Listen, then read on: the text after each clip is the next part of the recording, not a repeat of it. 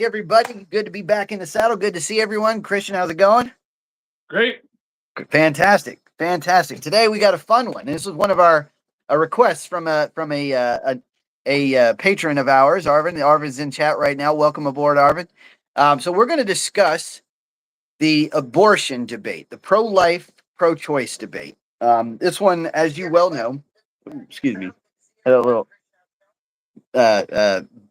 sound malfunction for a second. Sorry. Anyway, as most of you know, this is one of the most studied, most argued, most engaging debates that the political landscape can possibly put together. Like, I think I remember debating this when I was growing up in college, in like high school and college. Like, this has been around forever, and it's not going anywhere. It's gonna keep being around forever.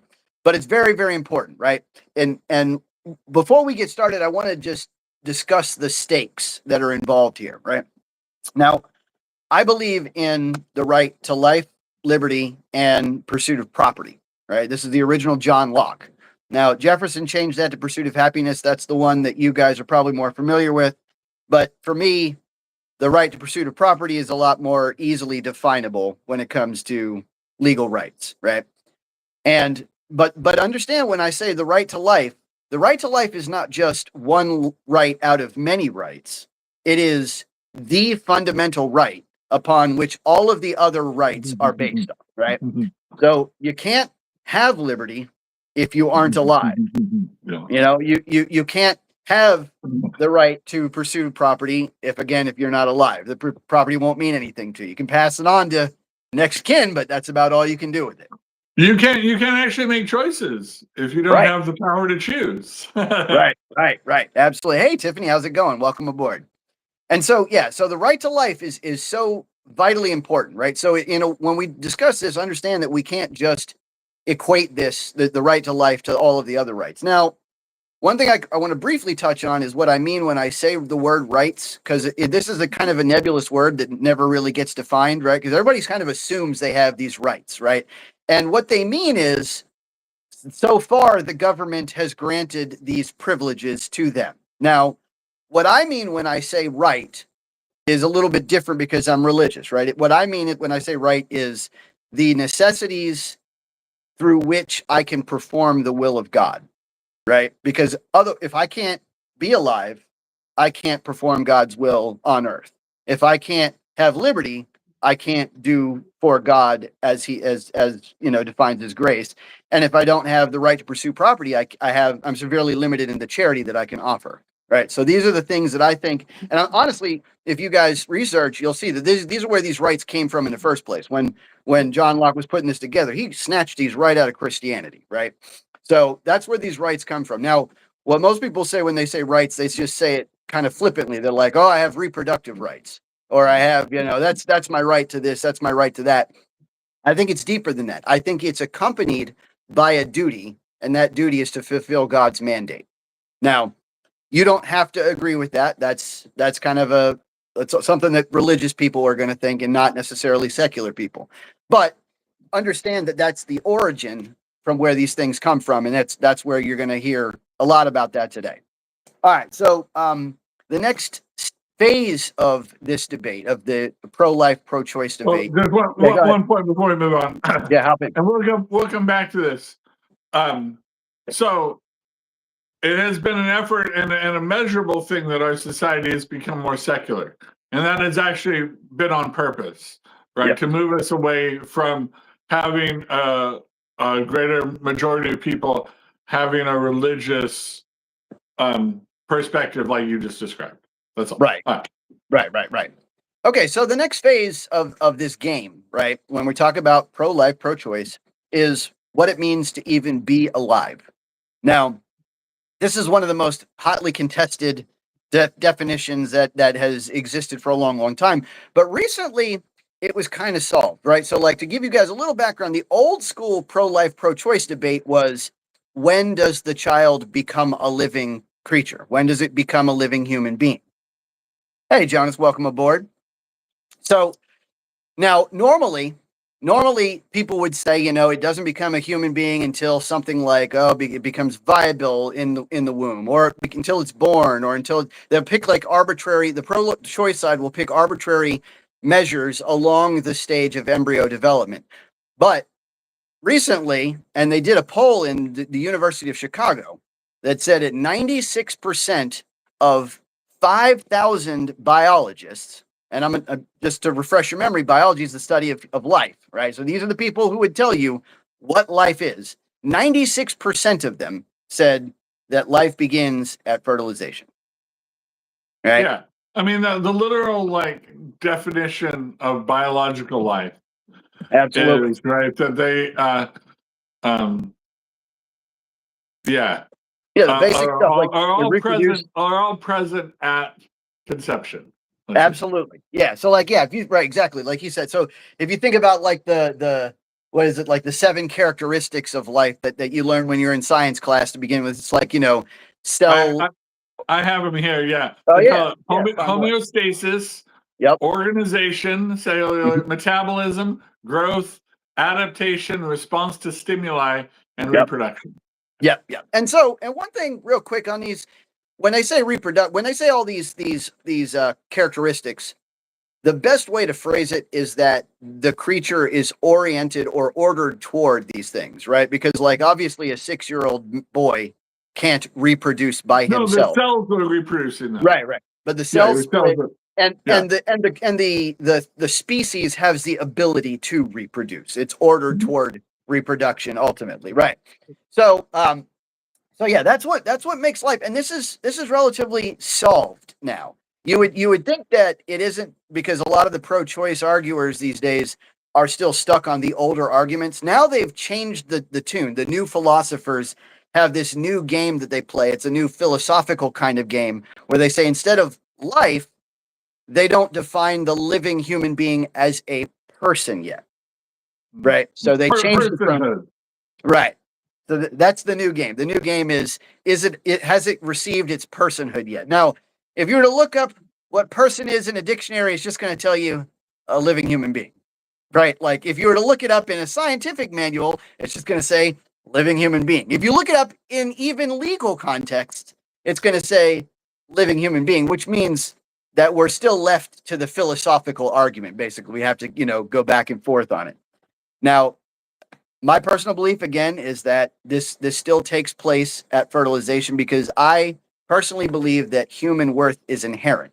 I don't think that it comes from like your location along the, canal of birth. I don't think that it comes from, your area of development. I think that from the moment you're fertilized till the moment you die, humans are in a constant like growth and development phase from one to the next until you meet your end. So that can't be what qualifies you as a person.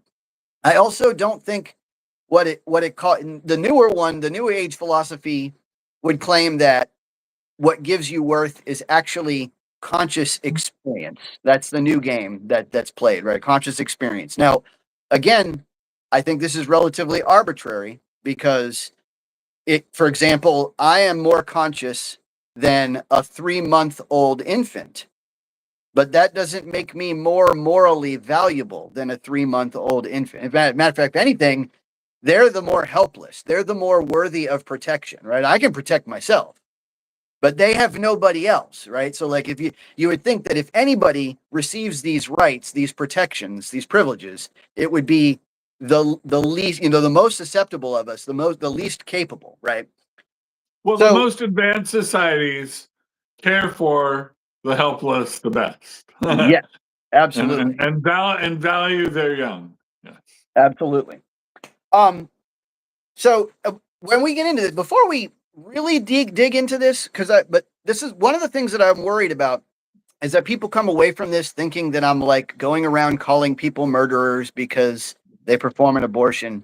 I want to quash that in advance. I don't consider it the same thing, right? I think this is a very mitigated moral circumstance. And what I mean by that is almost every single person that commits an abortion isn't getting a full like medical consent. They're not understanding what's going on because they're told Definitely. Yeah. There's been They're almost propaganda to hide that consequences. 100%. Right. Yeah. From everywhere, from like the language that the doctors are required to use to, the things they see in the media. Like they're basically told that it isn't alive, that it isn't important, that it doesn't have moral worth, and that sometimes even that moral worth just doesn't have any value at all in today's society. Right. And so I'm not going around like judging people. I'm not wagging my finger in your face. I'm not saying, you are a bad person or anything. I just want us all to try to grow together in this topic to like reach greater enlightenment. Sure. So that's a great opening statement. I'd like to make now. Well, so you and I are pretty aligned on this. That might be a pretty boring conversation for those going in. So I'm going to steel man the pro-choice arguments a little bit, but just frame it a little bit that. So since industrialization and industrialized medicine, right, early 20th century, right, the focus was to save life, right, and even like women would die in childbirth all the time. And that was one of the first real emphases of surgery, was to help through surgical films to help women not die in childbirth as much and to reduce infant mortality. And the sign that of good medicine and really the advancement and industrialization of any society when it industrializes is its infant mortality rate drops. Yes. Right? The tremendous amount of resources, intelligence are focused on this, that these children, we want to stop them dying, stop the children dying. That was medicine. Right. Now with that great power, right? And today there's so many life-saving stuff. There are stuff they can do prenatal, like in the womb, like babies like born crazy premature and keep them alive. I mean, they're doing in some of these children's hospitals amazing stuff. The unthinkable would be absolute miracles in 1910, right, 1925, what they're doing today. So, but with that greater ability to save life and the greater knowledge and expertise has come with it, right? The opposite. The opposition is the greater capacity to end life. And so for so many times, for most of human existence, people didn't have the choices we have today to extend and to save life or to end life. Certainly, to end pregnancy was not something, once you became pregnant, there were limited options on that. And generally, I mean, not to say that weren't herbal things or things that women were trying to do in their pregnancies, but it was a much, much more limited type of thing. Usually, right, for a long time, pre-Christian societies, you would have a baby and then abandon it if for any reason you didn't want that child. Right? And it was Christianity that changed that, had the first orphanages and things, that started valuing even children that were given away.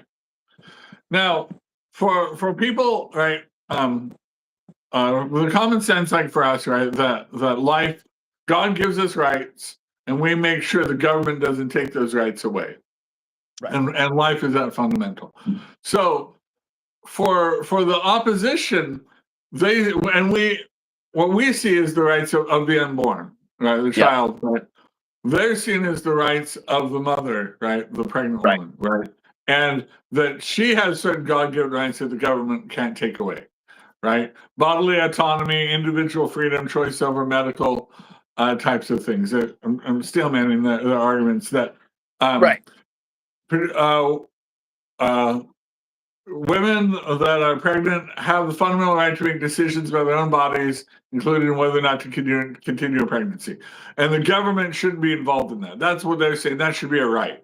That whatever moral questions should be reserved, and that we should make those arguments in churches and in groups as a society, but the government has no business in forbidding it.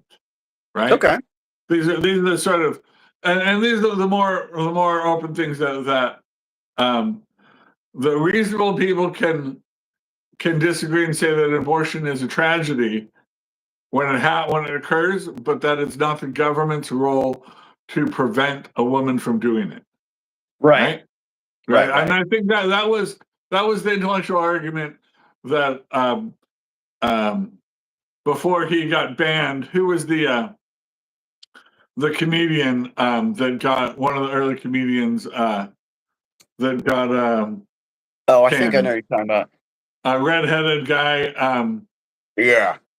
It'll come to me in a second, but it was one of his stand-ups, right? He talked about abortion and essentially like had to say, to be intellectually honest, he had to admit it's 100% murdering a baby, but that you had to. It was the government's right. It Yeah. was an overextension of a government's rights to stop women from being allowed to murder their baby, right? And he felt like that was more intellectually honest. That anything else, right? Any of these arguments about like, oh, it's just a clump of cells or anything like that, don't pass the common sense test, right? Yeah. What it has to be is it is a human life, but the choice is respect of individual rights by the government is so important. Women need to be even allowed to do this, even something that we would find morally reprehensible. So I'm still making that argument. What would be your response to that? Right. So yeah, lack of government involvement. In other words, the government just doesn't have the right to butt in. I would argue that, on these we basically put forth laws for morality all the time, right? Like, it's part of the public morality that we just don't go around killing each other, we don't go around stealing from each other, we don't go around hurting each other. And so like I would liken this to say, I don't stealing is wrong, but I don't think the government should stop people from stealing. Or assault is wrong, but I don't think we should stop the government. The government should stop people punish people. So on that, so the government technically doesn't stop people from stealing. Right. We punish afterwards. Sure. We punish afterwards. So, right. Well, what about punishing people, right? Who do this, right? And the role of that, right? So they do try to stop people from stealing in theory, I guess, they just don't always. Not the government. The government discourages it, but it's on the individual property owners to take care of their goods in such a way to make it. We lock our doors. We keep our property in such a way to make it not easily stealable. And when it is, then the government seeks to help us with that. But yeah. Right. So yeah, as far as punishment is concerned, I think the onus is on the medical professionals that are performing this, because they, unlike the mothers, are doing this with full understanding and full medical consent, right? So they know, like, you have a mother, that's maybe been deceived by the media or been deceived by, friends and family or something, doesn't understand what she's getting into, is told that this thing isn't alive. She may not understand her decision, but the doctors darn sure know that this thing is alive, right? And just like I alluded to that study, the doctors have access to all the NIH data, all the data from the University of Chicago. They know for a fact that they are terminating a living human being. They know this is like medical, right? Medical fact. So if we were to punish anybody, I would say it would be them. Now, maybe there should be some kind of like regulatory. Well, all right. But no, right? This is part of our advancement in medical technology, right? You can take a pill, right, if it's early enough in the pregnancy. Obviously, if it's later term, you can't. But if it's early enough in the pregnancy, you can take a pill and pass that fetus at home and not have any doctor be involved. I'm still making the arguments that forcing somebody to remain pregnant against their will violates their personal liberty. Right. And going to a doctor, if I go to the doctor and say, hey, I've got this mole I want to remove, and they say, no, God gave you that mole, you got to keep it. Yeah. Right. Now, obviously, I'm still making arguments now. Right. But a medical condition or, saying I have, my hand doesn't. I have some injury to my hand and I need surgery on it, type of thing like that. And doctor says, I disagree. All right. So yeah, there are doctors that can choose not to do these. Some, right, they draw a different moral line, right? So, people have different moral, right? And we're going to force morality. Now, this is where I come back to the secularness. Our society has become more secular. And this is the devaluing of motherhood has been a big part of that secularization of 20th century radical feminism, which we talked about. Those of you watching, please go back and watch our previous discussion about feminism. Watch it to the end, please. Like and Yeah, subscribe. right. Several times. But this is one thing feminism has done. A big thing is downgrading the value and the position, the sort of honor given to mothers in our society, the deference, things like that given to them, and to propagandize that having children, especially multiple children, or having children not in an ideal sort of setting with a wealthy, loving spouse, and no challenges or trials is the only way to go about it. That if there's anything in any type of challenge or better alternative to having this baby, then that's what you should do. So they've sort of made what we would call elective abortion really champion that big, and saying that it was just an obstacle to women becoming their true self, and that motherhood was an obstacle to doing that. So these are all sort of propaganda things that feminism has spread, especially as society's people turned away from Christianity or church and became more secular. These arguments, I feel like people are starting to see through nowadays in 2025, that the lies of the sexual revolution and they're starting to come back, and that women have to realize that sexual reproduction is something they should take more seriously, as choosing which partners they're with, and maybe reserving sex for a situation where if I became pregnant, everybody would be happy about it. Right.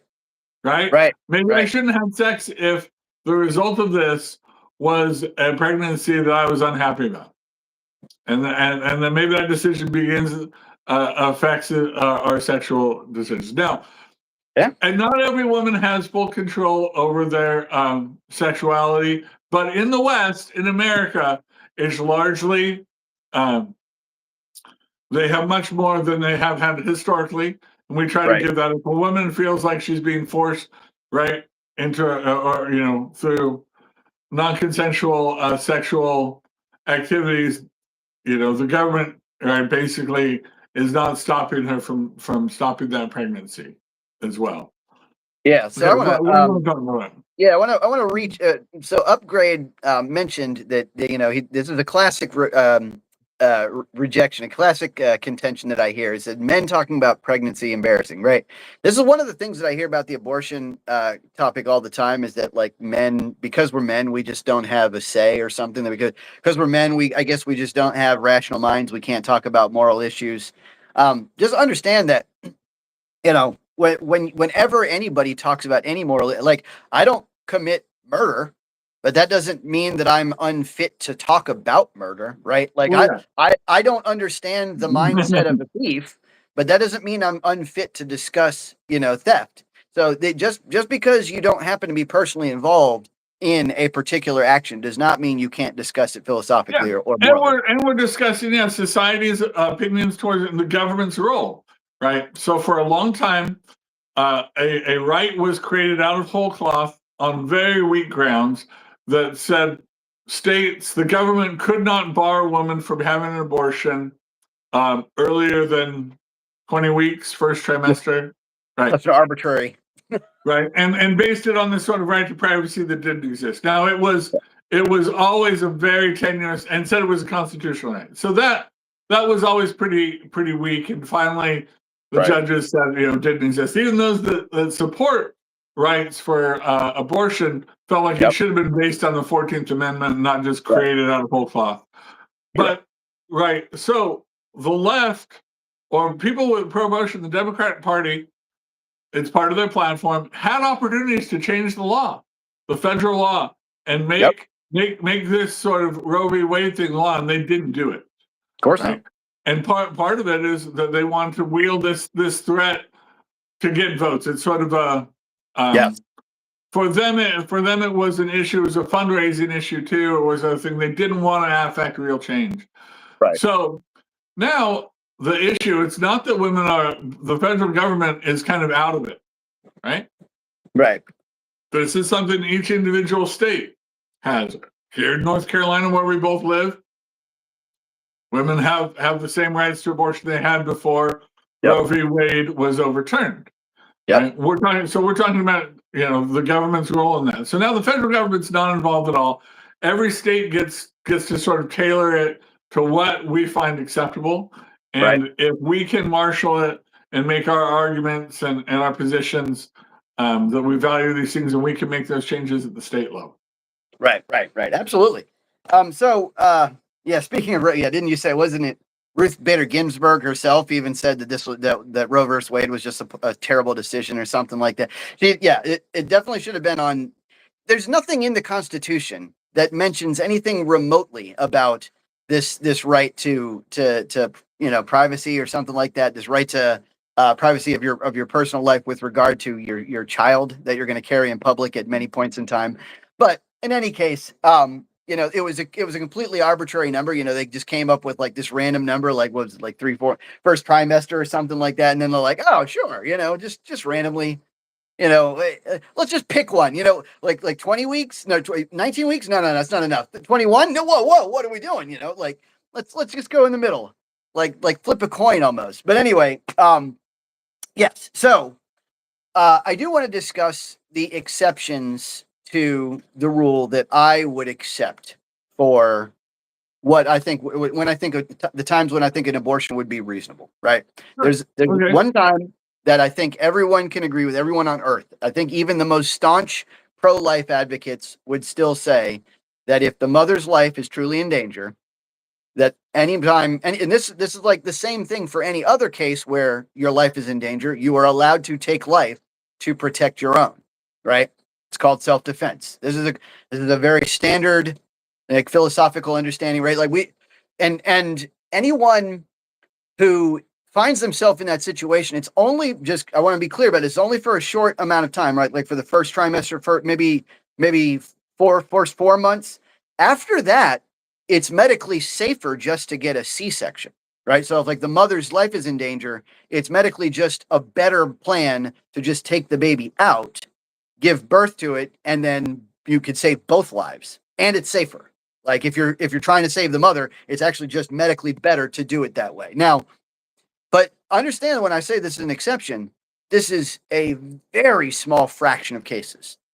Like far less than 1% of the pregnancies result in something where the mother's life is in danger or have any sort of rape or incest or anything like that involved with it. Far less than 1%.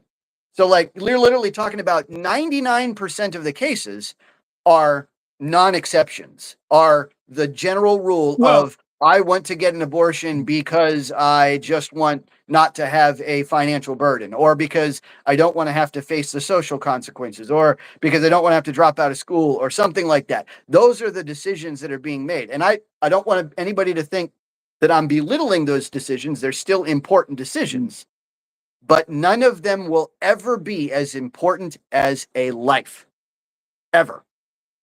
Well, I agree with you, but there is another sort of philosophy. They call it the moral gradualist. Okay. Meaning basically as the pregnancy progresses, like you talked about, it becomes more immoral to commit the abortion. That if the abortion's done early on, it's less immoral and more immoral. And everybody, even people who are pro-life, sort of agree with that. Like the partial birth abortion that we talked about is banned or restricted in many states that grant women the right to abort their fetuses, right?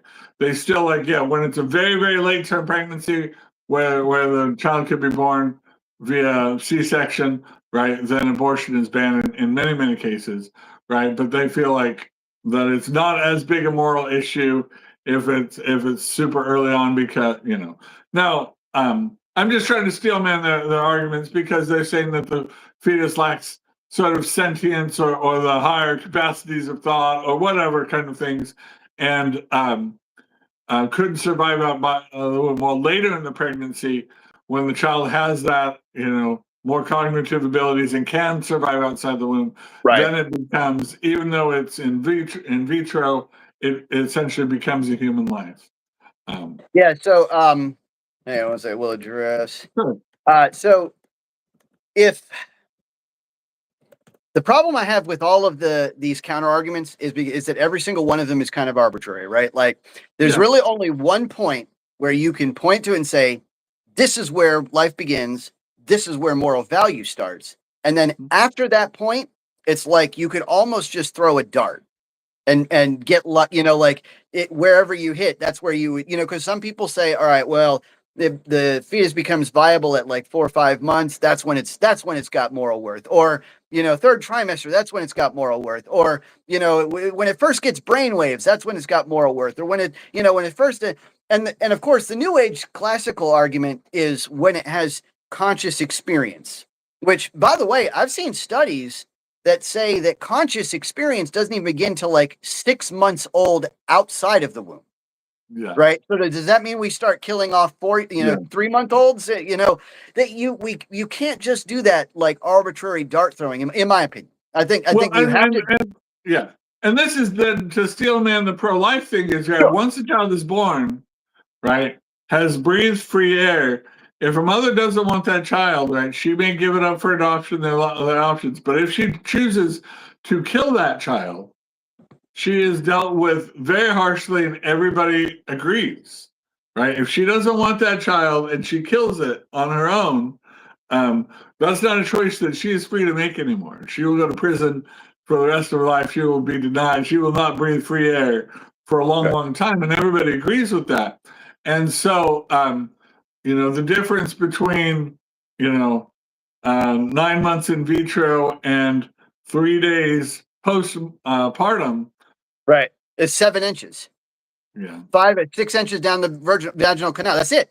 That's the only difference, right? Like a 9-month-old fetus and a day-old, baby. The only difference is 7 inches of location. That's it. So I mean, understand that's what makes it so arbitrary. And like some, for example, like the viability argument, you could be viable. Like if you're living in North Carolina and you have access to Duke medicine, that baby's viable at 4.5 months. But if you're like in BFE and you have, the nearest hospital's 2.5 hours away, that baby isn't like viable until like 8 months. Like you can't play these arbitrary games, right? The child either has moral worth and this is, by the way, this is the same game that a lot of like, I hate to say it, but like racists will play this game with human value. They'll say, well, it only has human value if, right? Like it's a very dangerous game to start saying, it has to be human plus to have value. No, it's just human has value. That's it. Well, yeah, I mean, yeah, the religious perspective is the one identifier. We're all children of God, right? And when we value our fellow men at that level, then obviously any abortion is going to be a tragedy, right? And we're going to do what we can to try to dissuade people from doing that. Can the government, though, in a right? People have said that, but the government lacking that religious, since the government has to come as at the state, they can't use religion as a excuse. They can't say this child is a child of God, so you can't abort it. Well, if the government, even state governments, want to restrict abortion, what has to be their argument? What has to be their position that's strong, right? Obviously, if we're convincing somebody comes to our home who's pregnant and thinking about having an abortion, we're going to try to talk them out of it, like we have been, right? What's the proper role for the state when they can't use those arguments to say to restrict abortion? Hey, well, let's get to Arvin. Arvin just gave a super chat. Thank you so much, Arvin. All right, so Arvin says we don't reduce human beings to the sum of its parts, like his color of his skin. Same with consciousness. We care just as part. We cease to be human. Do we cease to be human when we're asleep? Absolutely, that's a great question, and that's the thing, right? Like you could liken it to somebody who's temporarily like unconscious, someone who's got some kind of like conscious like degradation, like autism. Or something like my brother, has several autistic kids that just don't process conscious experience the way others do. There are people that like they're in comas temporarily, Like, so let's say, imagine this at home, audience. Like, imagine that, the doctor comes out and says, we're very sorry about this car accident. Your mother's temporarily been coma induced, but she will be perfectly fine in 3 more months. Nobody's going to get pulled. Like, no one's pulling that plug. And if you do, I submit you're heartless. Like, if you know for a fact that the natural progression is that they're just going to get better, unlike a normal coma, which may or may not, produce. But well, I think there have been reports about as we started valuing human life right through abortion, that people who are in comas, there's a strong push to donate those organs, right? Get those organs out on the organ donor list, and the families have to fight sometimes to keep them from doing that. And there have been times where people have come out of the comas and recovered fully, but that there was a big push by the doctors at the time to not resuscitate and just use their organs for donations, because the medical procedure was more interested in this life, right, was not as interesting as potentially saving these other lives or doing these organ procedures. So those are, I think that's just a symptom of when we treat human life lightly, right, then we're cavalier about turning off, like people in a coma, we don't, right, they're non-people now, right? They're just objects. They cease being a person, they become an object. Right. Yeah, absolutely. And to answer the question that you asked earlier, right? Like, if someone's just discussing like the legal right to get involved, I would just submit that, again, we have these unalienable rights: the right to life, liberty, and pursuit of property, and that child is one of those lives to be protected. And I submit that, like, if you were to, any analogy you use, like, the problem, the real crux of this debate, right, between the pro-life and pro-choice side is the pro-choice side, it emphasizes the right of the mother's liberty, right, the right of the mother's bodily autonomy, right, which is a subset of liberty, right. That's the second right in our rights, unalienable rights list. But remember that what I said in the beginning: the first right is more important. The right to life is the premier, the quintessential right from which all other rights spring. So number one, the government should be protecting life, is what you're saying. Yeah, absolutely. Above all of the other rights, right? Like, there's a choice between right or liberty, life or liberty. You pick life. And not only that, the other caveat to this unalienable rights list is all of these rights exist unless they directly, exercising these rights directly and negatively, impact the life, liberty, or pursuit of property of another, right? So, like, I'm a human being. I have the right to move my arm like this, but I don't have the right to put a knife in it and stab somebody, because that directly and negatively impacts the life of another. Yes, I have the bodily autonomy to do this, but I can't hurt somebody else in the process. Same thing with pregnancy. The woman has the bodily autonomy to make her own medical decisions, unless it would negatively and directly impact the life of another being, and that's the child. And so I want to be more holistic when it comes to this, and take into account the mother's life, the child's life, and, by the way, little forgotten, neglected father's life too, who also may have a stake in this, right? Like, if I was a father, and my hopefully my wife, but if whoever I'm sleeping with has my child, and they, like, think about taking my child's life, I would lose my mind. Like, to me, I'm already thinking that, maybe she doesn't respect the same beliefs that I do, but to me, I'm thinking that's a living human being, my son, my daughter, and they're talking about just, like, ending it. I would lose it, right? And, like, yes, I realize that the mother has more at stake in the moment, right? She's got to carry it around. She's got to potentially go through some pain and anguish during the labor process and the endurance up to that. But it's not like I don't have the same trauma when you end the life, right? Like, I'm still going to face it.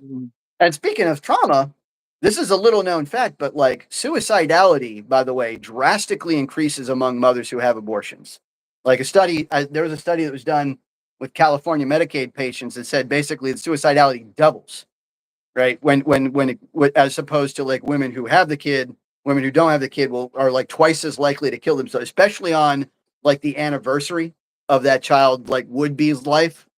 Like, if they were to, like, the second year or third year that they would have, been alive, it's a gut wrenching. And I don't know if anybody here's like actually like watched an abortion, but it is nightmarish. Like it's enough to give you PTSD, and you're not even involved. You're just watching, right? It's So, yeah. painful. So I just want to steel man another argument. People say that because pregnancy is only can only occur in one of the sexes, having this is a significant obstacle the state restricting reproductive freedom is a obstacle to gender equality. Right.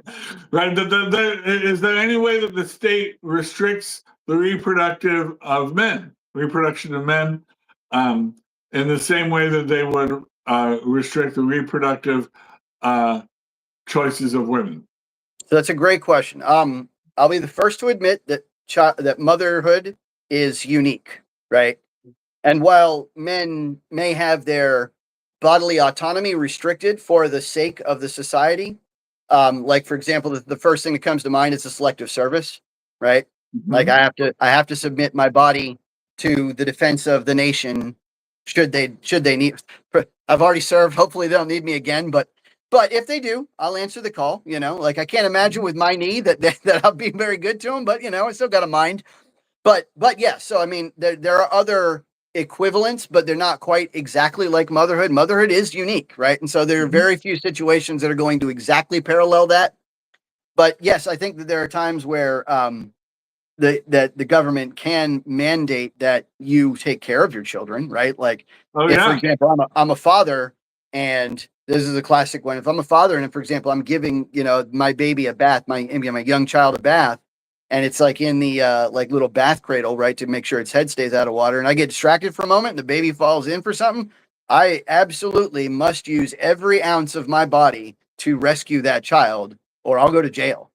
Like there's so many parallels where like you absolutely have to use your bodily autonomy to care for your offspring. That's just part of de facto guardianship. And what child support sort of more than that falls upon men responsibility, and there were in fact a lot of the pro-abortion things were men that wanted didn't want that consequence of having to support monetarily a child born out of wedlock or things like that, or to somebody that they didn't want to marry, and was sort of an elective thing for them. So men, have reasons for wanting to end pregnancies too, type of things like that too. There's selfish reasons for that. All right, Unfortunately. I'm just, and then the other argument that's often put forward is when you criminalize or restrict abortion, then you start getting back alley abortions, right? You start getting the sort of non-medical, quasi procedures that fall upon disproportionately upon the poor or whatever, like things like that. What would be your response to that? Yeah, so a couple of things. Number one, the back alley abortions today are medically done. Like, it's not like the woman goes to a back alley. She goes to a clinic that's just willing to do it without telling anybody, right? It's not like it's done by like, Dr. Jekyll in a random like veterinarian lab, okay.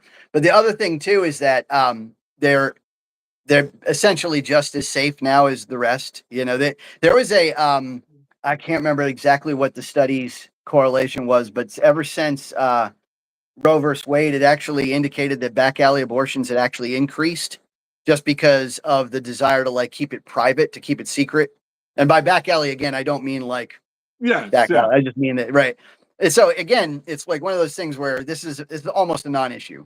So there's always going to be, this is a little bit maybe like prohibiting alcohol. Like people are always going to drink, but and people are going to go this, but during Prohibition, it did actually reduce the amount that Americans drink. And as a society today, Americans consume alcohol at a much lower level than countries that never had a period of prohibition, right? And we're better off, our culture is better off for it. So if the state said we will not allow an official doctor to abort a pregnancy, unless it's rape or incest or life of the mother type of thing.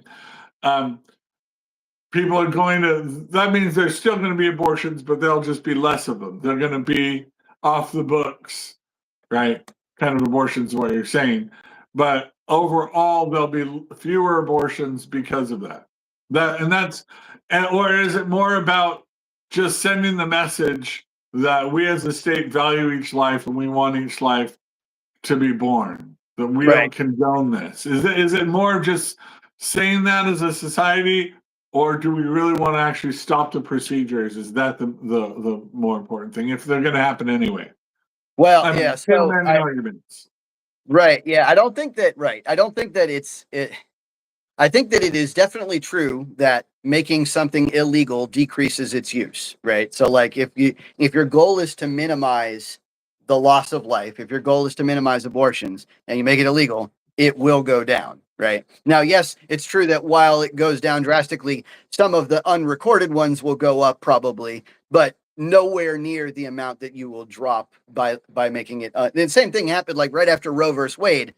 Abortion shot up like into the stratosphere, right? Because of course it's now that because it was largely illegal prior to that, and then the moment they like tried to codify it and make it legal, everybody's like, oh, okay. Same thing with weed, same thing with alcohol. It's like that everywhere, right? Like that's the same trend that you'll see on and on. I did want to get a chance to I just realized I told Fire that I would respond to his earlier statement. So Fire asked how I feel about the death penalty, which is pro-life related. Now, I am personally against the death penalty, except in one situation. The only situation where I'm in favor of the death penalty is in a case where they are repeat offenders and they have escaped from prison. So, in other words, if our society is incapable of protecting us from them, right? That's the only situation, like somebody who's capable of escaping from prison and we can't hold them, and they just continue to do the same things that would cause society harm. That's the only case where I would consider death penalty okay. Personally, I don't. Kind of curious to know where Christian stands on that. Treason. Essentially, I believe in every case needs due process. I think there's so much nuance to every case, but that the government need a significant deterrent to decrease treasonous acts type of thing. True. It's hard for us to sit here at peacetime and think of that. Sure. But if like we were at an active war and somebody was taking our military secrets and giving them to the enemies to kill our soldiers or to undermine, to lead to the other side's victory, I would see that as a capital offense. Yeah. Obviously, they would still have evidence and things like Maybe. that too. But Yeah, obviously, I kind of think like there could be special circumstances. I don't want to go into graphic detail about it, where somebody has done something that I think would rise to the level of that. But in general, I think it's something the government should be very careful about wielding, and not cavalier about wielding capital punishment. Yeah, great. So yeah, actually, it's funny. Fire asked a question, and then Brock said basically exactly what I was going to say. So yeah, Fire asks why we need more humans as a society, and it says natural selection had been removed from with health sciences. I think that one of the chief aims of society is to grow and flourish, right? Like that's just like the most fundamental aspect of society, and we are on the verge of a demographic collapse in many different nations, America included. We desperately need more people, and I think this happens whenever we start flourishing too much. Like whenever we get to a point where we're just so comfortable, we're like, we're doing great. We don't need any more people. But then we're now hitting that tipping point where we're rounding that bend, and now I'm doing my part. I have 5 children. Yeah. Christian's doing great. I've had 2. I can't have any more, unfortunately, due to medical issues. But yeah, we're did great forward. I want to discuss a classic analogy that came up in my debate group the other day, and it is the violinist analogy. It's a classic one that involves the abortion topic. For those of you who aren't familiar with it, basically the concept is this world famous violinist, like gift to mankind, virtuoso. He gets into a wreck. Somebody kidnaps you while you're asleep, and you wake up to find that your kidney is attached to this virtuoso so that he can continue living and providing the world with fantastic music. Meanwhile, you have to keep him alive for the next 9 months, right? To simulate birth. Like a dialysis or something. Right. Yeah. Something like that. You're like attached to, yeah, I don't know. So anyway, this is an analogy that's often given. And it's a very odd internal critique of the pro-life position. And the reason why it's very odd is because it kind of like inherently grants personhood, right? Because it's somebody that you acknowledge that you want to keep alive, but it doesn't seem to grant that person rights like we would normally grant to a living human being. So it's like a half internal critique. But I'm just going to very briefly discuss why the analogy is not apt, right? Mm-hmm. Number one, you're not kidnapped in a pregnancy, right? Like the pregnancy is very obviously something that you elect to get into almost always, right? And in the cases where it's not, like that's where, as we discussed, that's like a microscopic fringe situation. This is a parent-childhood relationship in a pregnancy, right? Like, and we as a society have always agreed that parents take care of their offspring, right? Like if you see a mother and a child in Walmart, you're going to expect the mother to help make sure that that child is eating, lives well, gets their clothes and stuff. You're not going to assume that it like falls on anybody else unless there are extenuating circumstances. It's also the teleology of the situation. I want to make sure everybody knows what I'm talking about when I say that. The order of things, the natural order of things, right? So it's naturally the order of women to be pregnant, of women to give birth, of children to grow from fetus to baby to adult, right? That's the natural order of things. It is not the natural order of things for me to steal someone else's kidney, right? That their kidney is their kidney, right? Whereas whenever a woman gives birth, the child is quite explicitly expecting to utilize that uterus, right? That's just the natural way. The body nature has provided that's its intention. The uterus, that's what it's for. Right. And and there's other minor aspects of this that are less important. But I just want to understand. I want everybody to see that this is not the apt analogy that people think it is. A much more apt analogy would be the situation that I discussed when in the bath or the coma patient, where you know for a fact that the coma patient's going to be just fine. Another big one is like a child. If a person is attached to you with a kidney, you basically just have to unplug yourself, like do a passive action, and that person will eventually be let to die. Whereas as opposed to an abortion, you have to actively go in and terminate, right? Like it's the difference between passive action and active action. There's a bunch of other things, but those were the basics of that particular analogy. Real quick, want to tell you guys, thank you so much for watching. While you're on, please like, share, and subscribe. And we really appreciate your viewership as we go through the rest of it. If you guys have any questions, like fire them off. We're going to try to read them. I'm going to try to get to some of CB's stuff. CB's talking a lot, and I haven't got to a lot of his. Yeah, read that real quick. I think that in a large way, people want to pawn off personal responsibility on the government, right? Yes. And charity, they don't want to be personally charitable. They want to let the government be compassionate, let a bureaucrat do that, then I don't have to worry about it, right? Right. And the personal responsibility, and we can become more selfish and focus on ourselves. And I think, obviously, that having an elective abortion, when a child is viable, is about the most self-centered thing they could imagine. That put anything above that child's life, even given that there are so many people that would love to adopt a healthy baby.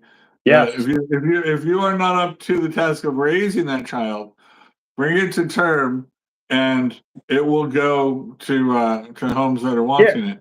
On that, by the way, real quick on that, there are right now 2 million families in America alone that are just dying to that qualified families that are trying to, not even the people that were turned away because they're like just don't make enough and they're just, or etc. These are qualified families that want to adopt. There are literally 36 couples for every one child that's up for adoption right now. Yeah. So like, please consider, especially if you're like in that if you're in that exception zone where the C-section is actually just safer than the abortion, like please consider that, right? Like please consider being safe to you, giving them what they want, like help everybody, help society. And I mean, the more, there's so many good and things. that's not to say that childbirth. I've been there for all 5 of my children's birth is not a rigorous physical experience that needs weeks and weeks to recover from. Yep. But it is you do recover from it. Yep. Life is important. That we as a society should not pawn off our personal responsibility on the government. Let's make this the government's responsibility. This is why we as men are talking about this. It's not like let's just let the government decide what's this. Yeah. We want to input. We want people to know out there are things that why we favor life, what other choices are out there for us, and to encourage our lawmakers to use common sense. And the common sense is America values human life. And we want to do everything we can to discourage elective abortion, women from terminating pregnancies that would be viable, and give them every other option to bring that baby, let that baby experience life and experience all the choices that they have at minimum. Now, there is arguments that a child's not wanted, or that it's going to be born and have a legacy of poor socioeconomic or abuse or whatever, things like that. This is if you feel like that child, if you're susceptible to those arguments and feel that child won't be loved, there are adoption networks of millions of people who want to give that child a loving home. Yeah. Okay. So I do want to briefly discuss one other aspect of this, and that is the political aspect and the media aspect. Yeah. So one of the things that has happened recently, like Christian alluded to this in the beginning, is that Democrats have tried to use this topic as a cudgel in America, as a way of say, oh my gosh, you're going to lose all your reproductive rights. You're going to lose all your reproductive rights. You wake up tomorrow, all women will be in chains. You'll never be able to do anything again. You might as well be, it gets to the point where I think it got so over the top that they actually cost. I mean, you see that Donald Trump, despite his rampant misogyny, ended up getting more women than he did the first time. He got more women votes than the first time he got in office. And when he was playing against Biden, I mean, that's remarkable. And I think it was a very short-lived gambit. I think it was something that maybe gave them a quick bump for the midterms where the red wave was supposed to happen and didn't. But then I think they played their hand too hard, too fast. And it probably cost them the presidential or contributed to costing them the presidential election. What are your thoughts on that? I feel like at least on the pro-choice or pro-abortion side, that it's not as much a wedge issue as they would like to make it. I.e., because it wasn't right, and now it's up to the states. And there are a lot of other factors, right? We've talked about in other ways how scandals or different things against Trump, his misogyny, his unlikability, ultimately didn't matter when it came to actually casting a vote. That wasn't a wedge issue. That when people came up, they had to decide between President Kamala Harris, right? What that meant, and President Trump. The idea that they knew that Kamala Harris wasn't going to be able to change the court and get Roe versus Wade reenacted, right? So even if they cared about and were pro-choice in their politics, that wasn't an issue that was going to bring them to actually vote for Kamala Harris, right? That they didn't trust her as a leader. The Democrats, right, tried to make it this is the only way you'll get this or whatever, right? Right. But it's not as big a deal as they use theatrics. They'll use, the media will try to blow it up and make it bigger than it is. But I think mostly, like you talked about, women want this to be a private thing. It's a tragedy when it happens. We want every child, and maybe our birth rates have dropped so much that we're starting to turn a corner where children or women are now prizing and valuing children. Where when Roe versus Wade was enacted, right, the average number of children in a family was like around 4 or 5. Now it's 2, or children are so much more rare that we've reached a point where um, public opinion is starting to turn in favor. So I do want to say address something CV said. So Sure. CV's on a rant about power, and I said that power isn't inherently a problem, right? It's just a multiplier. It's an amplifier of what otherwise is a good or bad person or good or bad action, right? Power just makes that a more potent good or bad action or a more potent good or bad individual. CB says, well, those who seek it almost always are. I do agree that you can definitely get lost in the search for power. Ambition. But then he says that your Republican leaders are proof of it, as though Republicans have some kind of monopoly on power seekers. I'll remind you that Democrats have roughly twice the number of billionaires as Republicans, and Democrats have roughly twice the money in politics that Republicans do, and Democrats have control of the media historically, and I could go on and keep doing this all day. Yeah. And that isn't me saying that only Democrats are seekers of power either. I just think it's a human trait, not a Republican trait, not a Democrat trait, it's just human. Humans seek power, right? It's not a, but anyway, that's my thing on it. I do want to brush on one more topic, which is kind of pro-life adjacent, and that is euthanasia. I am also categorically against euthanasia. And that isn't to say that I don't, feel for those who may be near the end of their life and in terrible pain. For those of you who don't know, I personally have a medical condition that is at times excruciating. Right? Not fun, and will technically be terminal if they don't address it at some point. But it's a very slow moving thing, and I have high hopes for them to come up with some kind of answer. And I think eventually they'll have to do some kind of surgery, which will solve the problem. Anyway, enough of my personal business. But just so that you understand, I understand what it feels like to live in constant pain. I understand what it feels like to wake up and be like, and believe me, I sympathize. But that doesn't mean that you inherently have the right to give up the moral value of human life. That value is constant, even among those who feel pain, right? And so for those who try to share in that action and try to just give people the easy way out, I think you're a vulture. I think you're a predator. I'm pretty horrified that governments would be involved in that either. Like like Canada, especially because they provide state-funded medical care, right? That can be very long, and so if they can't find medical care, it's cheaper, right, on a budget-wide basis for these people to terminate their lives, and so they just start promoting that, hey, it saves us money, right?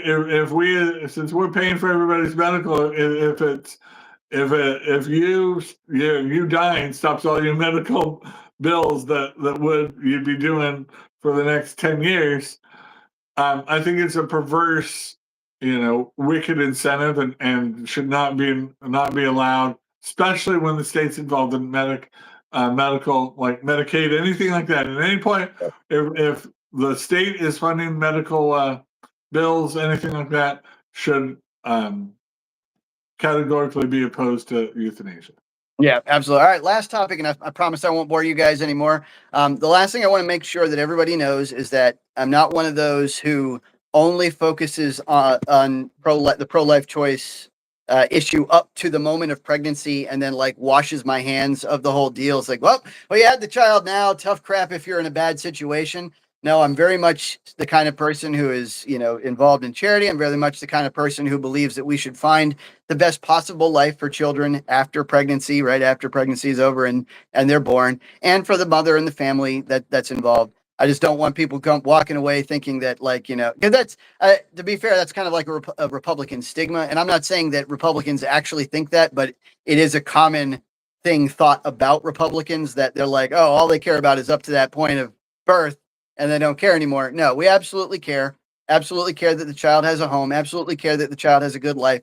And that's why this adoption thing is so important, I think, because if you're the kind of person who thinks, maybe we don't do this because we can't provide a good life for our child, I promise you there are people that are willing to do that. I promise you there are. And, you know, I know that historically you're going to find out, like, just statistically, after you have birth, you're going to be like, wow, I really, now that I've had the birth, this is a miracle. And I want to, it's enriching to everyone's life. This is statistically shown that it will become the greatest blessing that you ever know to have a child. I can personally attest to that.